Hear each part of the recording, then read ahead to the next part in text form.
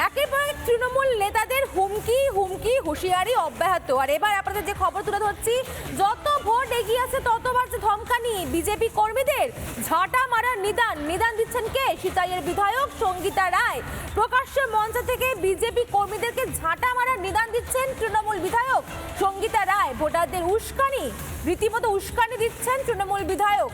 কি বলেছিলেন, কি বলছেন তিনি, শুনবো।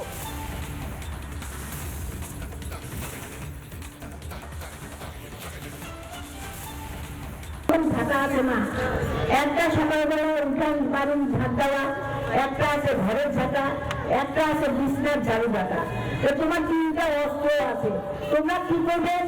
ওকে সাল্লাদ করে যখন কথাটা করা আসবে, লক্ষ্মী ভান্ডার মোদির, রাস্তা মোদির, তখন তোমরা প্রেমে না করা একটা করে সাবান করে দিবেন, আর করবেন 80 দিনের টাকা দিচ্ছি যারা, আবার দিবেন, দিয়ে করবে নাই ভোট দিচ্ছি যারা, আবার দিবেন যে সাল্লাদ করে আমার কান লোকায় যারা, একেবারে ছাতা দিয়ে সাবান করে টাকাইবেন, তারপরে কি হয়।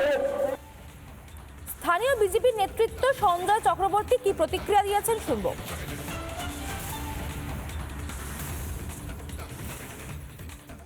পশ্চিমবঙ্গ একটা গণতান্ত্রিক ব্যবস্থায় চলার কথা, কিন্তু যবে থেকে এই রাজ্য সরকার বা তৃণমূল কংগ্রেসের সরকার পশ্চিমবঙ্গে আছে, সেদিন থেকে পশ্চিমবঙ্গে গণতন্ত্র বলে কোনো জিনিসকে আর খুঁজে পাওয়া যাচ্ছে না।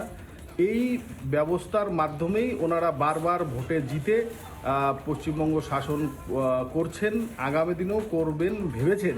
তবে আমি নির্ঘাত বলছি, ওনাদের এই সব বক্তব্য আগামী 2026-এর নির্বাচনে কোনো কাজে আসবে না।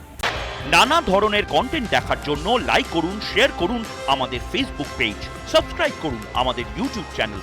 পাশাপাশি অন্যান্য ব্রেকিং নিউজের জন্য অবশ্যই চোখ রাখুন রিপাবলিক বাংলায়।